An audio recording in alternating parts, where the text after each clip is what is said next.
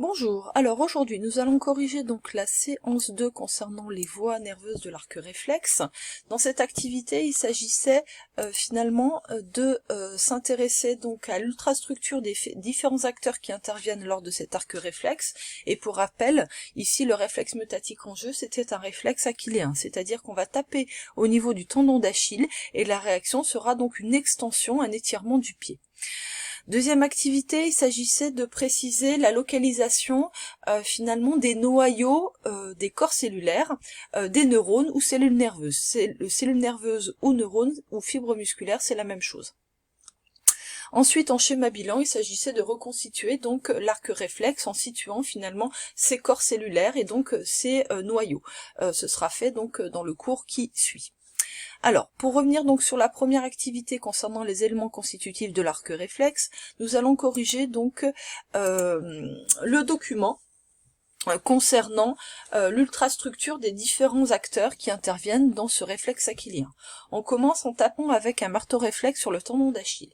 Ici, on va retrouver donc au niveau du tendon d'Achille ce qu'on appelle un fuseau neuromusculaire, c'est-à-dire que lorsqu'on va taper avec le marteau réflexe, on va étirer des fibres musculaires. Or, sur ces fibres musculaires, on va trouver enroulées donc des fibres nerveuses sensitives qui constituent ce qu'on appelle le fuseau neuromusculaire. Une fois qu'on étire les fibres musculaires, on va donc on va envoyer un message nerveux au niveau de ce fuseau neuromusculaire et de ces fibres nerveuses sensitives qui vont venir rejoindre la moelle épinière.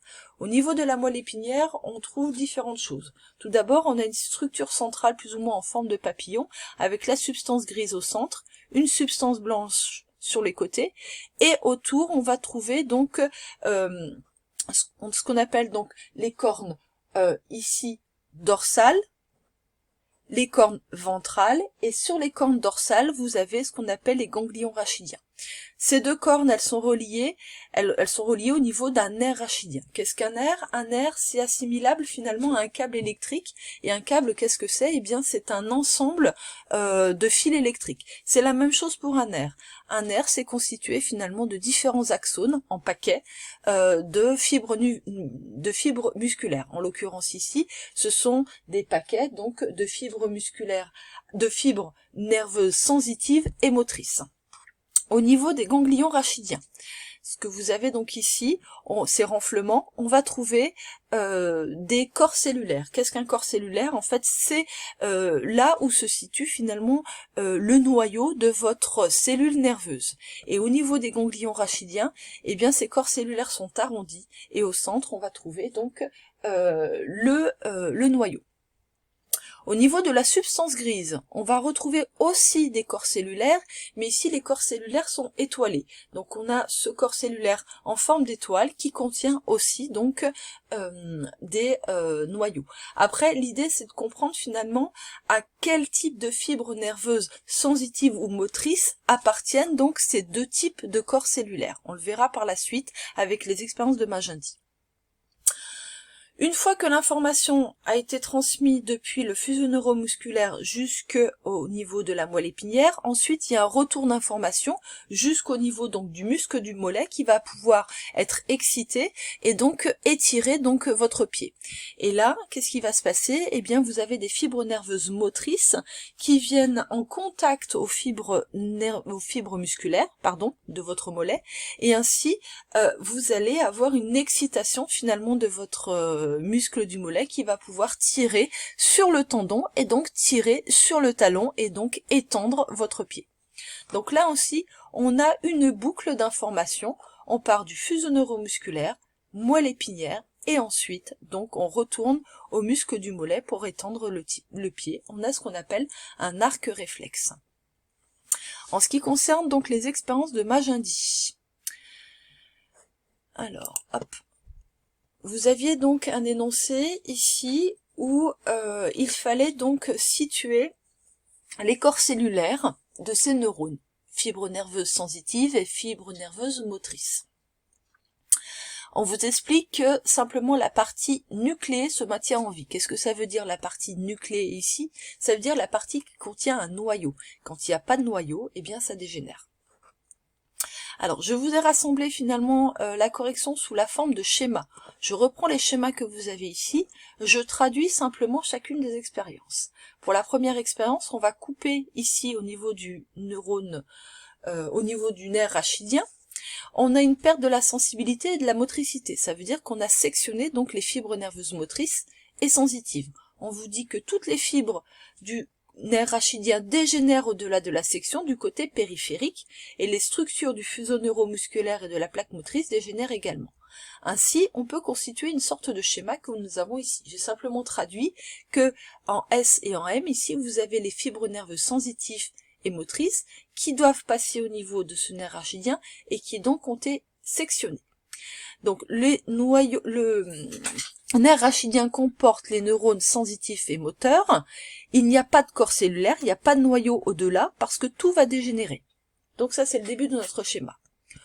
On poursuit avec la suite. La deuxième expérience, on fait une section de la racine dorsale de part et d'autre, ici du ganglion rachidien. On a une perte de la sensibilité, mais pas de la motricité. Si on a une perte de la sensibilité, ça veut dire qu'ici, finalement, on a donc une fibre nerveuse sensitive qui passe. Pardon, une fibre nerveuse motrice qui passe, et que la sensibilité a été perdue. Donc on vous dit que toutes les fibres nerveuses de la racine dorsale dégénèrent, sauf entre les deux sections. Si ça ne dégénère pas entre les deux sections, ça veut dire que globalement vous avez un noyau. Une partie des fibres nerveuses du nerf rachidien dégénèrent, et les structures du fuseau neuromusculaire dégénèrent également. Je vous rappelle que le fuseau neuromusculaire, c'est ce qui concerne finalement les fibres nerveuses motrices, sensitives, pardon. Donc du coup, on peut considérer que ici, ce sont des fibres nerveuses sensitives qui passent, que le noyau, donc le corps cellulaire du neurone sensitif, se trouve au niveau du ganglion rachidien, et que les fibres nerveuses motrices ne passent pas au niveau de cette corne dorsale. On poursuit avec la troisième expérience où on va sectionner la racine ventrale. On a ici une perte de la motricité, ça veut dire que les fibres nerveuses motrices sont coupées, mais pas de la sensibilité. On considère que les fibres nerveuses sensitives, elles passent ici au niveau de la racine, donc de la racine dorsale. Donc toutes les fibres nerveuses de la racine ventrale du côté périphérique vont dégénérer, et cette dégénérescence se poursuit dans le nerf rachidien et affecte la plaque motrice. Si on a une dégénérescence des nerfs rachidiens qui affecte la plaque motrice, ça veut dire que les fibres nerveuses motrices sont donc sectionnées.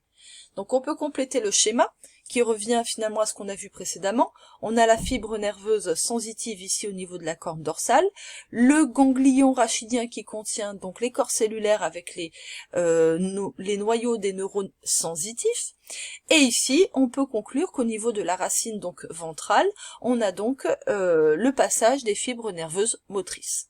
On en a donc terminé avec ces expériences de Magendie, et on a donc pu préciser, si on revient précédemment, qu'ici vous avez donc des neurones et donc des corps cellulaires, ici des fibres sensitives qui circulent, qui se trouvent au niveau de ces ganglions rachidiens, et qu'au niveau finalement de la substance grise, et ben par extension, vous avez donc ici des fibres nerveuses motrices qui circulent, et donc que les neurones sensitifs, du moins les corps cellulaires, se trouvent au niveau, les neurones moteurs, pardon, se trouvent donc au niveau de la substance grise.